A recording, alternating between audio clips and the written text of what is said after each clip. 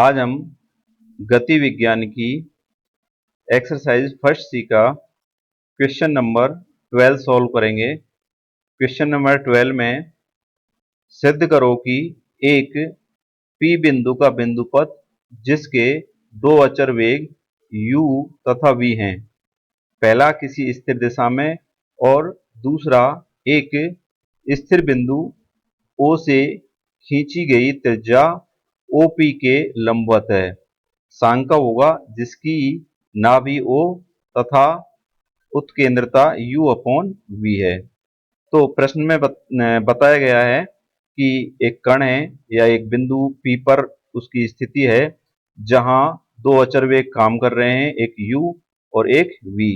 U की जो दिशा है वो स्थिर दिशा में है और जो दूसरा V वेग है वो O से खींची गई त्रिज्या OP यानी स्थिर बिंदु O से P बिंदु को मिलाने वाली जो रेखा है उसके लंबवत होगा। तो ये दो वेग हैं, दोनों के दोनों क्या हैं, अचर हैं, और हमें निकालना क्या है, उस कण का बिंदुपथ।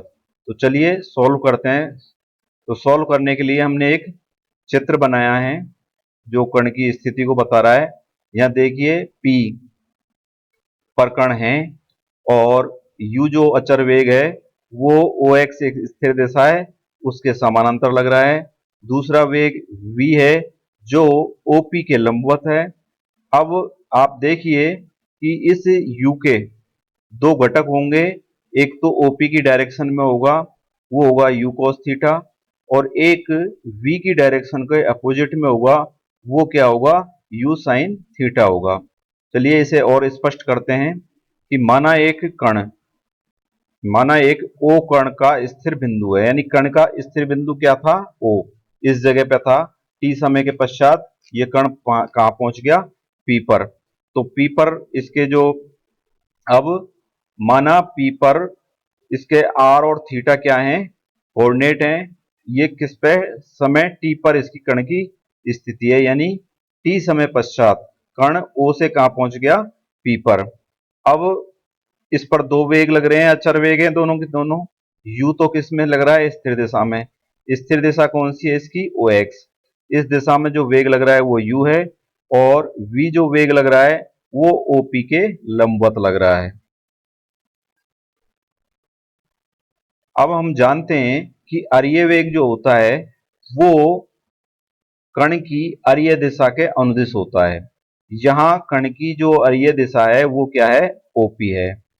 तो इस दिशा में जो वेग लगेगा वो क्या कहलाएगा, इसका अरीय वेग। और अरीय वेग क्या कहलाता है, dr/dt। जो अरीय वेग होता है वो क्या होता है, dr/dt। वो किसके बराबर है, यहाँ हमने निकाल चुके हैं घटक, क्या होता है, होगा उसका U cos थीटा। तो ये हमारी इक्वेशन नंबर 1 हो गई। अब हम इक्वेशन अगली पे चलते हैं, स्थिति पे, यानी कि अनुप्रस्थ वेग। अनुप्रस्थ वेग किस दिशा में लगता है, अरीय दिशा के लंबवत। तो अरीय दिशा के लंबवत जो वेग लग रहा है वो क्या लग रहा है, हमारा V। लेकिन इसमें एक खास बात ध्यान रखने की है कि इस जगह पे यानी कण की स्थिति क्या है, P। तो P पर इसके V डायरेक्शन में एक वेग लग रहा है, यानी कि अरीय दिशा के लंबवत दो वेग लग रहे हैं, एक V लग रहा है और एक लग रहा है U sin थीटा। दोनों की क्या है, दिशा विपरीत है। तो हम यहां जब अनुप्रस्थ वेग निकालेंगे तो वो अनुप्रस्थ वेग क्या आएगा, R d theta upon dt। ये होता है अनुप्रस्थ वेग का फॉर्मूला। इसमें क्या आएगा, अनुप्रस्थ वेग V इसकी डायरेक्शन है, जिस डायरेक्शन में वेग होता है, और माइनस U sin थीटा, यानी U जो sin थीटा है उसकी दिशा विपरीत होने के कारण इसमें हमने क्या लिया है, इसका माइनस साइन लिया है। तो इसलिए क्या हो गया, अनुप्रस्थ वेग बराबर क्या आएगा हमारा, V minus U sin theta. ये हमारी इक्वेशन आ गई 2। अब हम क्या करेंगे, इक्वेशन 1 में इक्वेशन 2 का भाग देते हैं। तो हमारे पास भाग देने पे क्या आएगा, हमारे को dr/r d theta equal to U cos theta upon v minus u sine theta.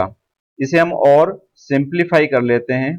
तो सिंप्लीफाई करने पर हम पाते हैं कि D R upon R equal to U cos theta upon v minus U sine theta D theta. ये हमने इसलिए किया है कि हमें इसका आगे क्या करना है, इंटीग्रेशन करना है। तो हम इंटीग्रेशन जब करेंगे इसका, तो देखिए क्या आएगा हमारे पास, log r equal to minus log v minus U sine theta plus log c। इसे सिंप्लीफाई करते हैं तो हमारे पास आ जाएगा log c upon R equal to log v minus U sine theta, यानी कि हमने log r को इधर ले गए और इस log v minus U sine theta को इधर ले आए, तो हमारे पास इस तरह से ये आ जाएगा। अब देखिए हम दोनों तरफ एंटी लॉग ले लेते हैं, तो एंटी लॉग लेने पे हमारे पास क्या आएगा, c upon R equal to v minus U sine theta. अब देखिए साइन थीटा को हम लिख सकते हैं cos pi by two plus theta, यानी हमने क्या किया, माइनस साइन थीटा को लिख दिया cos pi by two plus theta. तो हमारे पास आ जाएगा c upon R equal to V plus U cos pi by two plus theta. अब देखिए हम क्या करते हैं कि v का दोनों तरफ भाग दे देते हैं, तो यहां आएगा c upon V equal to one plus U upon V cos pi by two plus theta. ये हमारे पास समीकरण 3 आ गई। अब इस समीकरण को आप देखिए ध्यान से कि ये एक सांकव का रूप ले रही है, यानी सांकव की समीकरण का रूप ले रही है। इसमें c अपॉन वी देखिए कांस्टेंट है, क्योंकि v कांस्टेंट है और c हम कांस्टेंट मान के ही चल रहे हैं। इधर देखिए u अपॉन वी, u और v दोनों कांस्टेंट हैं, तो ये समीकरण इस रूप में आती है। देखिए ये कण का पथ जो है ये निकल के आ रहा है हमारे पास, और ये समीकरण किस रूप में आ रही है, समीकरण आ रही है हमारे पास L upon R equal to one plus E cos theta के रूप में समीकरण हमारी 3 आ रही है।